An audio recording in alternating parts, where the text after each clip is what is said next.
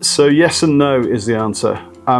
It's a bit of a myth, this idea that you buy a business for £1. What that really means is, for any contract to succeed, it has to be offer and acceptance. So the minimum would be £1. I offer to buy this asset, these shares, for £1, and someone accepts £1. And so this idea about buying a business for £1 is simply about forming the contract. But in reality, what sits beneath that is, what does that really mean? So if you're talking about what's called a leverage buyout, so the assets of the business are returned to the business owner in the sale, but you as the acquirer are not putting any cash in at the beginning, then it's that theory of I'm buying a business for £1. Now in practice, that's harder to do, and it's particularly difficult for a first-time buyer if they have no track record, no experience, and nothing to evidence either to lenders or to the seller of the business. So time and experience will allow you to achieve those kinds of deals. They do exist, they're out there, but it's a bit of a myth to just say you're buying it for £1, because you're not. But the alternative to that theory is if you're in the distressed end of the market. Now,